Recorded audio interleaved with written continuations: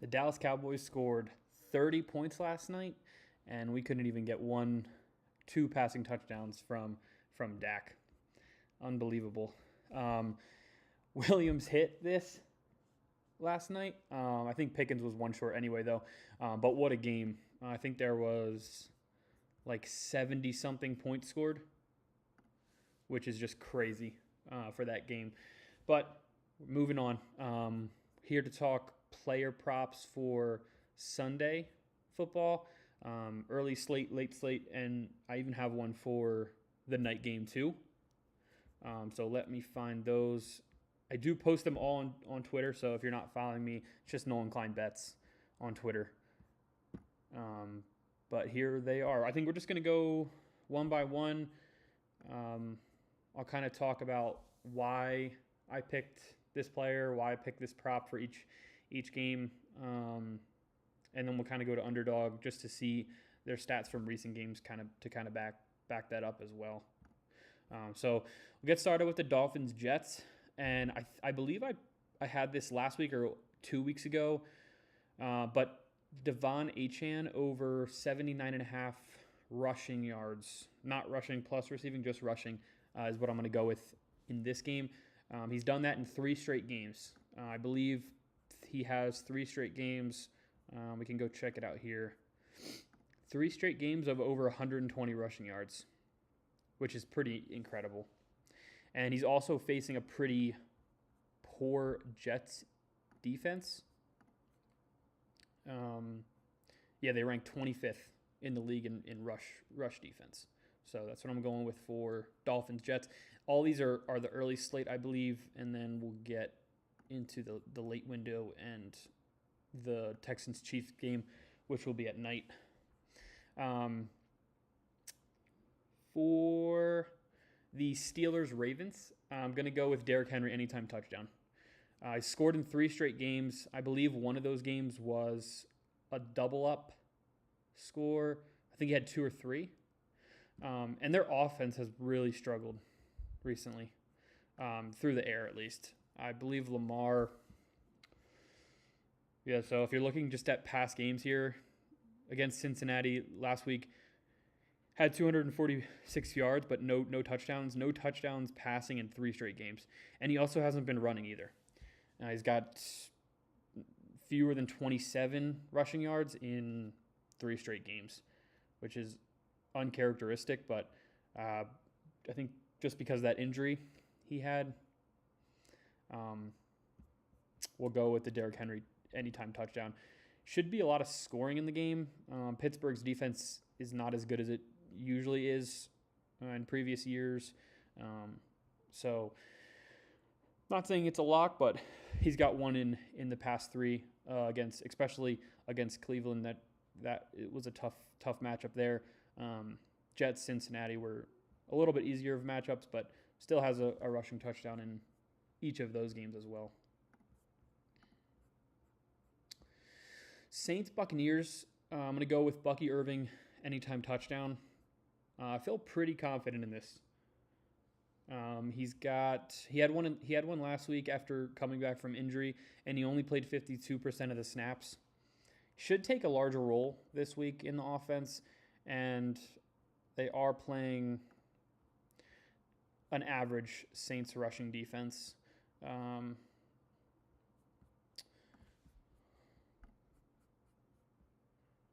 So his line's at 66.5 yards, and scored last week. He also scored his previous game earlier in the season against Philly, so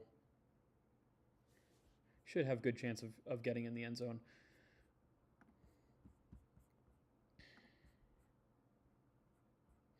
All right, Colts Jags.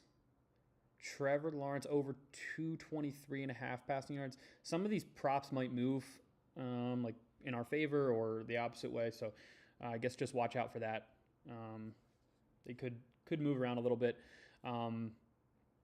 but I like Trevor Lawrence over his passing yards.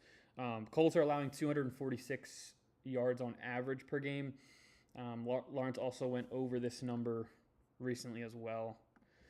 Let's look for Lawrence here. Yeah, so his line's actually at 220.5 now. So if you can get it lower, I would take him lower, obviously. And you can even alt it down a little bit too. But just showing his recent games, 229 against Tennessee, 256 against Arizona.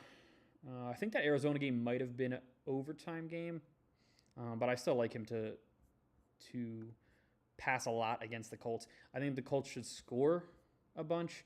I'm not sure what the lines are, but I imagine the Colts are going to score. So with them having to keep up with the Colts, I think that's a good number to go over. All right, Titans Browns. This game's a little ugly in general, but I'm going to go Tajay Spears under 23.5 rushing yards. He actually has 3 straight games with 5 or fewer rushing yards in the entire game, and he has really not been getting many touches recently, so I expect that to kind of continue. And the Browns' defense is unbelievable. I think they're top 10 in yardage, but they're just a tough matchup, and I believe the over under for the game is in the 30s, I think. So I expect there to be a lot of defense in the game, and Spears has really been struggling. Past 3 games, he has 4 or less attempts rushing, and I don't think the Browns are an easy matchup. I would say, well, Houston's definitely better than the Browns, but it's a comparable matchup, and he rushed for 3 yards. Now, he is kind of used out of the backfield receiving, but we're only sticking with the rushing here, and I think that line is stay the same.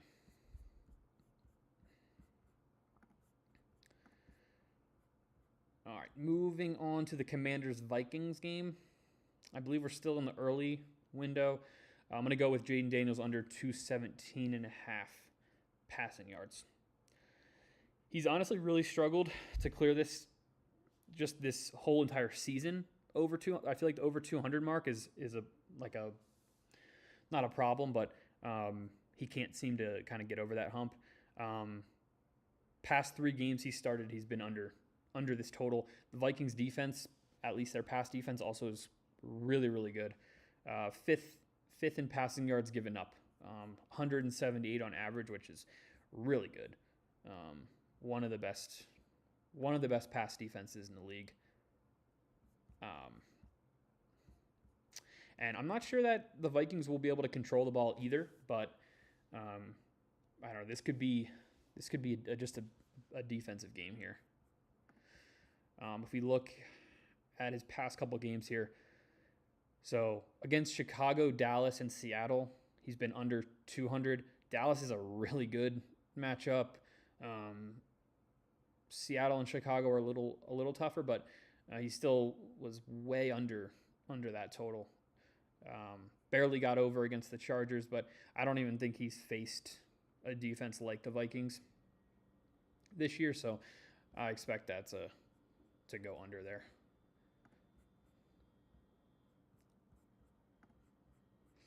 All right, let's move on here.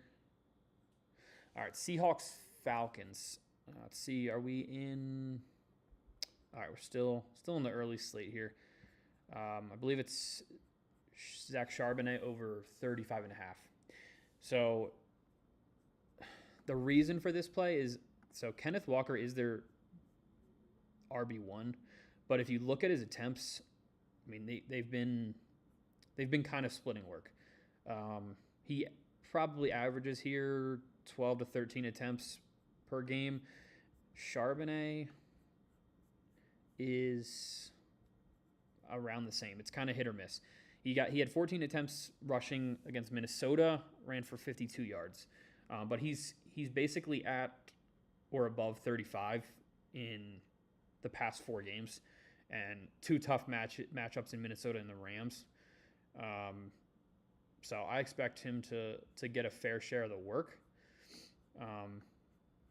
And he's also facing a Falcons defense that is not the best against the run, they're allowing on average 131 rushing yards per game. So even if it's a split between Charbonnet and Kenneth Walker, I think there's a good chance that we see him go over his 35.5 mark. Bengals, Bills. I am going to run it back with Chase Brown. He consistently hits his over for rushing, receiving. It's kind of hit or miss whether it's through the ground or receiving, but he has hit this at least 77.5 over in 5 of 5 previous games. Bills are awesome against the pass. They rank first in yardage at least, but they rank 30th in rushing yards given up per game at 141. And Chase Brown is the bell cow back in Cincinnati. I expect him to get most of the work.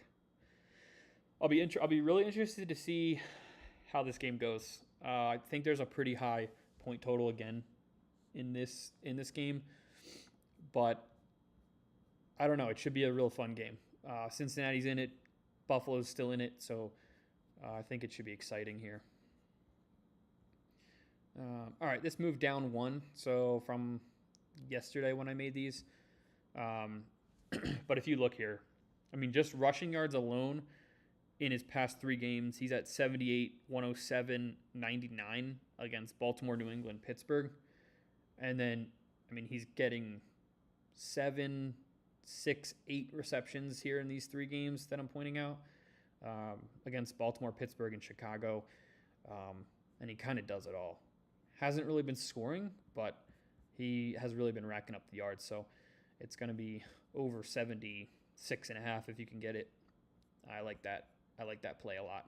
I think Chase Brown, I think I'm going to make a parlay, like a double up parlay with Chase Brown and Zach Charbonnet, both over their rushing yards. Or rushing, receiving for Brown and rushing for Charbonnet. And I'll just make a little parlay between those two. That'll be fun. Fun in the early window of games. All right. Broncos, Raiders. This starts the 2 o'clock, 4 o'clock, whether East Coast games.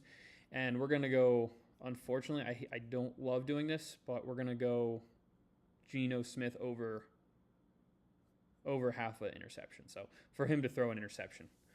He's thrown one in 4 of his last 5 games. And one of those games was actually against Denver, who they're playing this week again. So he has one against the Chargers, Cowboys, Broncos, Jags. That's so funny that he didn't throw one against Cleveland, considering they're one of the better defenses in the league. But I think this is a sure thing. So I'd go Geno to throw an interception in this game. And I expect the Broncos to dominate, honestly, in this one. Bowers could see some work. Genty might get completely shut down. But I think he actually did pretty well in their last game. Yeah, he actually rushed for 60 yards and a touchdown just a few weeks ago at Denver. This is in Las Vegas, so I guess that could change a little bit, but I still expect Denver to win this game. All right, Bears-Packers, another really fun one. It should be exciting. But I'm going to go Caleb Williams under 1.5 touchdowns, passing touchdowns, that is. Packers rank 6th in pass defense and have only allowed 15 passing touchdowns on the season. So I think in Green Bay should be a place where Caleb Williams struggles. He's definitely minus money for under 1.5 passing touchdowns. He's only cleared 2 in 2 of his last 5. At Philly, he threw 1. At Minnesota, he threw none. And even against the Giants, he threw 1. Like I said previously, Pittsburgh's a pretty good defense to score points on. So I'm not surprised that he did throw 3 in this game. But I expect the Packers to be a little tough for Williams. Let's see here. Yeah, only cleared in 1 of 4 previous games. I think that's a good bet. Rams-Cardinals, I'm going to go with Devontae Adams anytime touchdown. He has a touchdown in 5 straight games. I mean, two or more touchdowns in 3 of those games, which is just absurd. But yeah, I honestly don't have much real reason for this. I think he dominates targets in the red zone. He leads the NFL with 24 red zone targets. So it's not a shocker that he's scoring a lot of touchdowns because he's getting a lot of attempts to score touchdowns. I'm kind of shocked that Puka and Kyron don't get more run in the red zone, but that's just how it's been this season. Yeah, just looking back here, he's got two touchdowns against the Panthers, 2 touchdowns against the Bucks, 1 and 1 against Seattle and San Francisco, and then 2 against New Orleans. That's his last 5. So, but he doesn't really get that many targets. Like he's getting, he had 5 last game and then kind of 7 or 8 those previous games, but they're all in the red zone. He's definitely a big body, can kind of box guys out in the red zone. So I guess that's why Stafford looks for him. And then to wrap up the late game, Texans-Chiefs, which is also really, really fun matchup. But I'm going to be going with CJ Stroud over 224.5 passing yards. Like I said in here, it could be a battle with the defenses, but if the Chiefs do pull out ahead in this game, I could see Houston trying to really throw themselves back into it. Let's see. Yeah, and his number actually jumped up. So his number jumped up to 228. So maybe you can all spread that down. I think if it starts to get a little bit higher, it could be a little concerning. But his last full games played, he's at 276, 318, and 229. So he definitely can air it out. And it's not like these were against horrible pass defenses. San Francisco, Seattle, Indianapolis, not the best, not probably on the Chiefs level, but if they do fall behind in the game, I can see him trying to throw a lot. I believe, yeah. So Nico Collins is healthy. He'll have Christian Kirk, Dalton Schultz, Jaden Higgins even. He's been fun to watch in his rookie season, and he's kind of been heating up here. He's got 4 or 5 catches in his past 4 games. I know Stroud's been out a few with, I believe, a concussion, but and even the running backs could get involved out of the backfield as well. I can see that happening too. Probably Woody Marks if that does happen. But that wraps up all the player props for week 14, I believe it is. Obviously 21 plus, only gamble what you can afford to gamble, and obviously, be safe when doing so. If you are watching this on Friday night, I do have an NBA parlay that's starting soon. I've been rocking with the points, just 3 guys all over their points. I usually alt it down a little bit, but I'm going with these 3 guys here. Durant, Flag, and I don't want to mess up his last name, but he's been on a roll.